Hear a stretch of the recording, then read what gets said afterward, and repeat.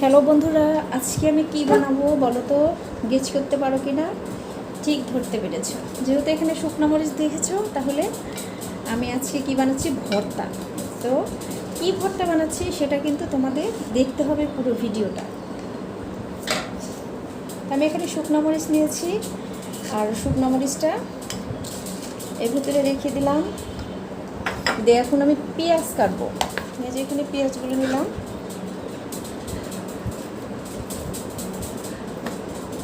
Current যে কী জ্বালাচ্ছে, তার আর কি বলবো। এখন পেঁয়াজগুলো ছুরিটার সাহায্যে আলাদা করে কেটে নেই।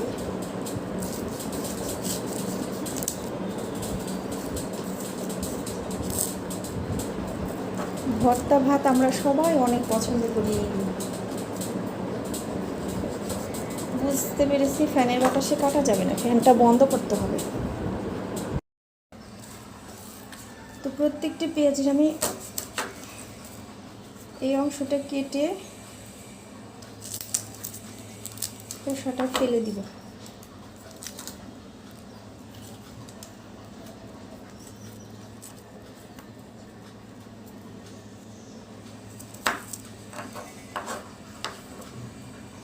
বাটিটার ভিতরে ময়লাগুলো রেখে দেই, আর এই বাটিটার ভিতরে পেঁয়াজ রেখে দেই।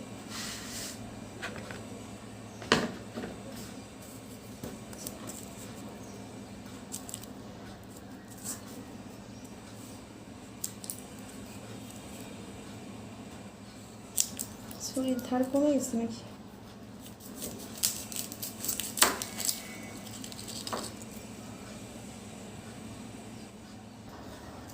পেঁয়াজের খোসাগুলো কিন্তু ছাড়ানো হয়ে গেছে।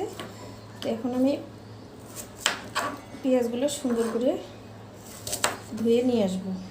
ধুয়ে আবার কেটে নেব। পেঁয়াজ কাটা কিন্তু অনেক কঠিন, এত পরিমাণে চোখ দিয়ে পানি আসে আর চোখ জ্বলে। এত বছর ধরে পেঁয়াজ কাটতেছি, তারপরে মনে হচ্ছে যে এখনও পেঁয়াজ কাটা শিখলাম না। তো বাটিটার ভিতরে সব উঠাই নিচ্ছি।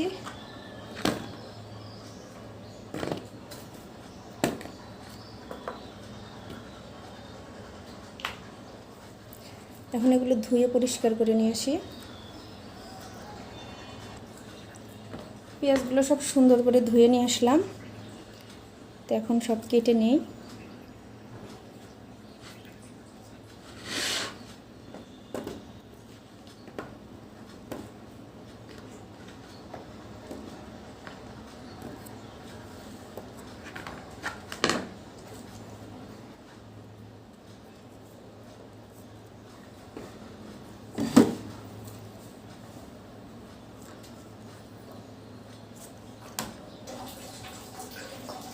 পেঁয়াজগুলো খুব সুন্দর করে কেটে নেব।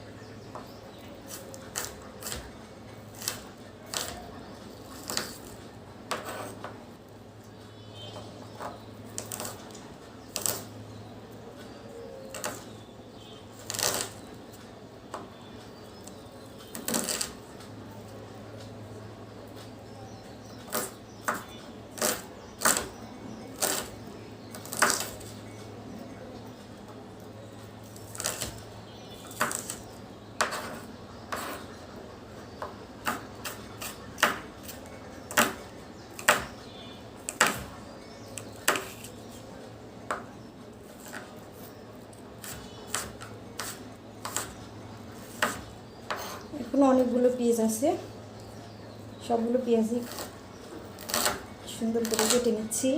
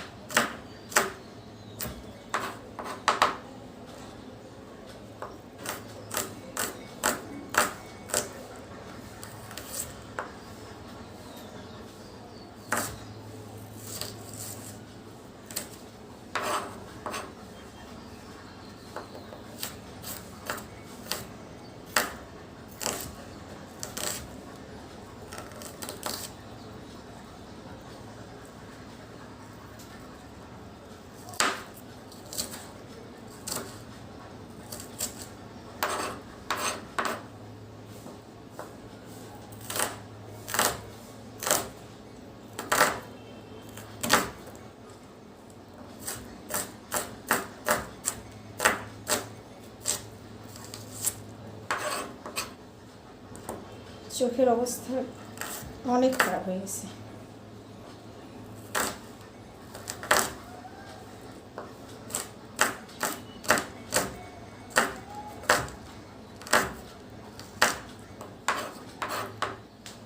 কেটে নিলাম এতটুক। উফ, চোখটা একবার জ্বলে শেষ। পেঁয়াজের যে কি ঝাল!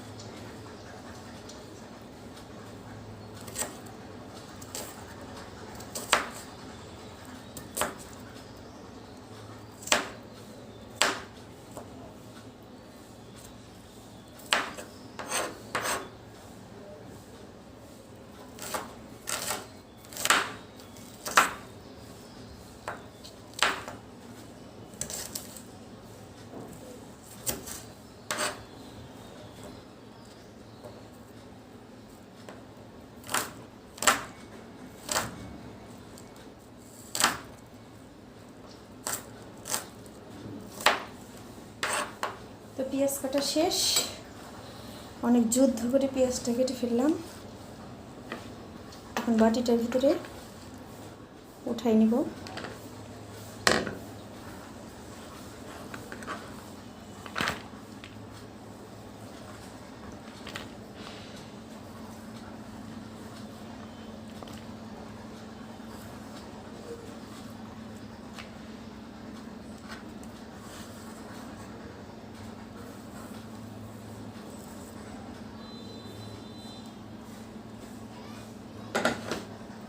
এখন হলো যে মাছটা আমি ভর্তা বানাবো সেটা।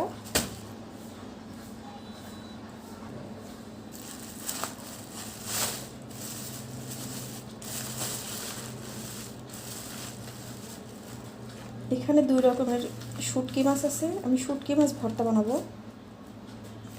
তো এই মাছটা না, এটা হলো চেলা মাছ শুটকি।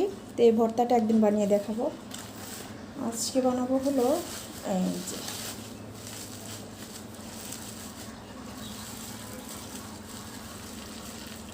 অর্ধেক কিন্তু খাওয়া হয়ে গেছে, আর এখন এতটুকু আছে। এটা কি বলুন তো, যারা যারা পছন্দ করেন না তারা একবার হলেও কিন্তু ট্রাই করবেন। আর এটা এই মাছটা কী মাছ অবশ্যই কিন্তু কমেন্ট করে জানাবেন। আমি এই কাগজটা রেখে দিলাম, এই কাগজটার উপরে মাছটা কেটে নেব। তাছাড়া বোটটা এই মাছের তেল দিয়ে কিন্তু নষ্ট হয়ে যাবে।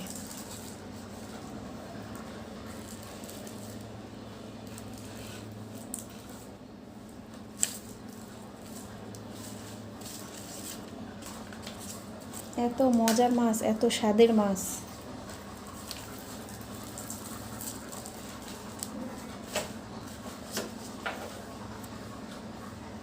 এখান থেকে 2টা পিস নিয়ে নিব আমি। ওরে বাবু, সেই শক্ত হয়ে আছে, লবণেরও ভরপুর।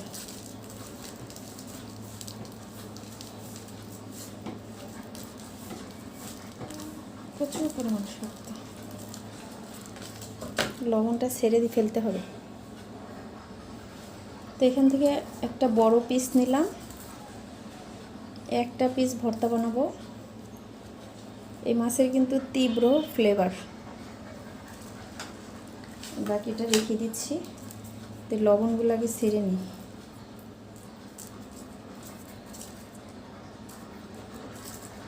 পর্যাপ্ত পরিমাণের ভিতরে শুধু লবণ।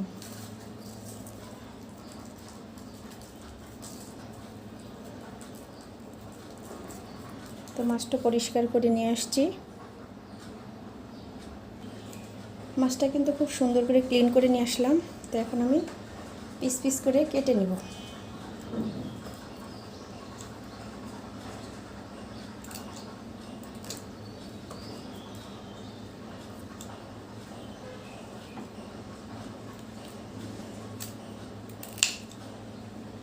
ছোট ছোট পিস করব।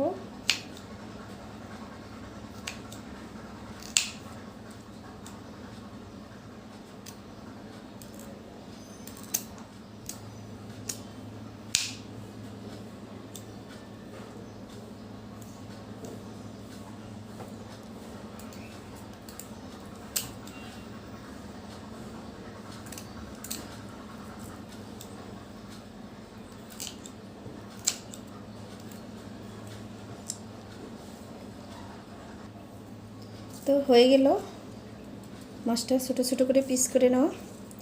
তো এখন আমি এবার সবগুলো ভাজি করব। এই বাটিটার ভিতরে উঠাই নিচ্ছি।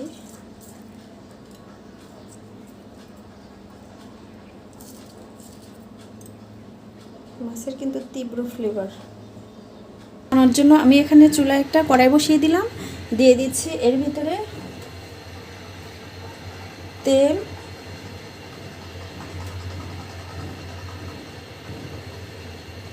শুকনো মরিচটা, শুকনো প্লেট নিয়েছি আর এই প্লেটটার ভিতরে মরিচটা উঠায় নেব।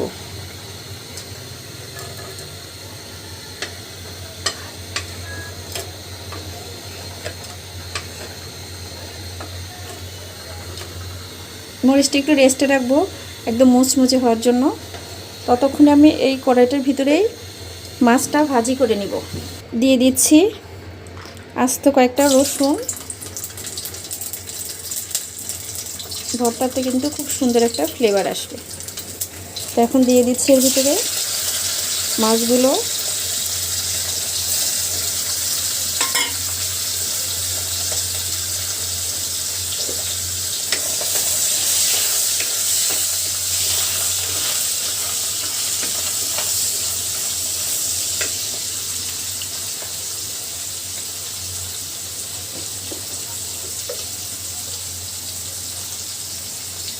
তো দিয়ে দিচ্ছি এর ভিতরে একটুখানি হলুদের গুঁড়া,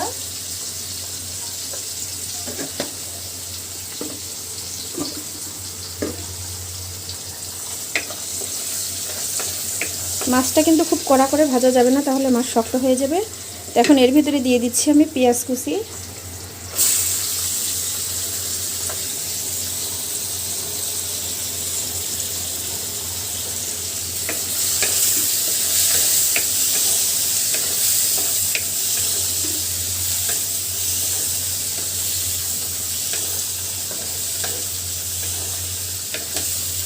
পেঁয়াজটা খুব সুন্দর করে ভাজি করতে হবে।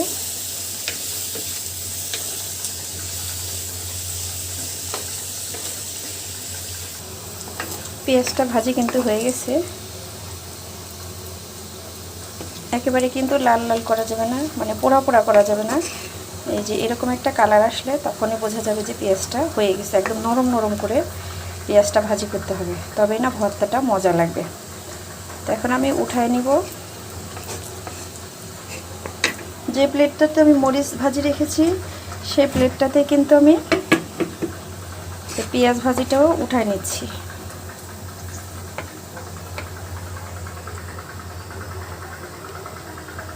কি ফাইন যে ভাজি হয়েছে, মাশাআল্লাহ। এখন এগুলো ঠান্ডা হয়ে গেছে, এবার ভর্তাটা বানাই নেই। এর একটা সাইড করে নিচ্ছি।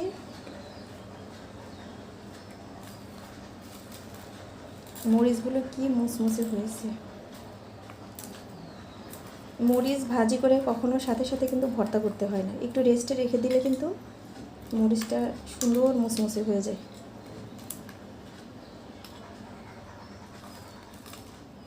এখন এর ভিতরে দিয়ে দিচ্ছি লবণ। লবণ কিন্তু অল্পই দিব, যেহেতু এই মাছ লবণেই থাকে সবসময়।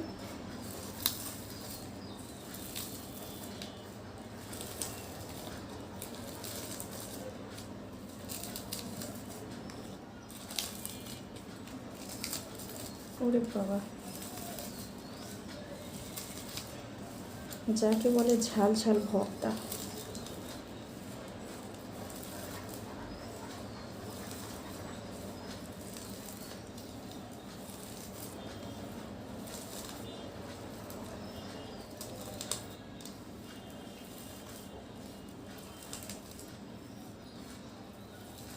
যেহেতু মাছটা আমি তেল দিয়েই ভাজি করেছি, সেক্ষেত্রে আমি এই মরিচের ভিতরে এক্সট্রা কোনো তেল অ্যাড করব না।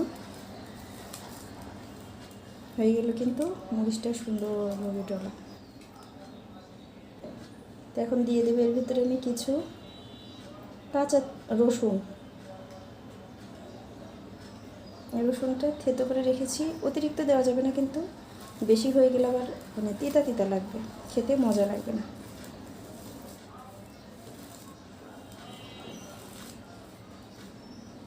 আর এর ভিতরে যে এক্সট্রা রসুন আছে এটা কিন্তু একটুখানি ভেঙে ভেঙে দিব। চাইলে আপনারা নাও ভাঙতে পারেন, এটা ভাতের সাথে মেখে খেতে পারেন, কিন্তু আমি একটুখানি ভেঙে দিচ্ছি। ভিতরে ফ্লেভারটা কিন্তু যেহেতু ভাজা রসুন আরও সুন্দর আসবে।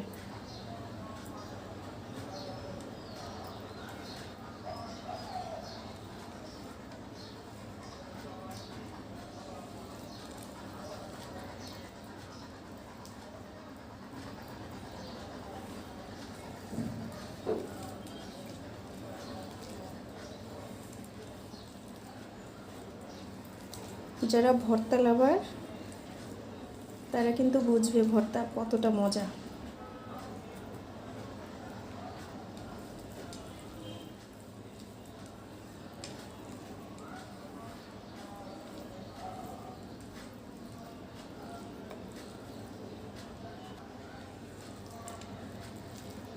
একটু কাছ থেকে দেখাই কতটা মজা হয়েছে।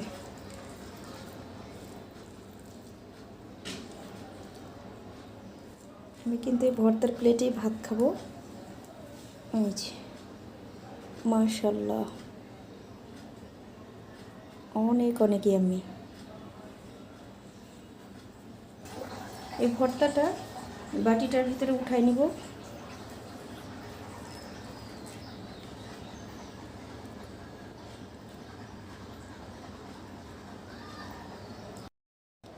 নিয়ে নিলাম এক টুকরো লেবু, আর গ্লাসে আগে পানি নিয়ে নেই, বলো তো যায় না কত যে ঝাল লাগবে। তো বিসমিল্লাহ বলে শুরু করি। বিসমিল্লাহির রহমানির রহিম।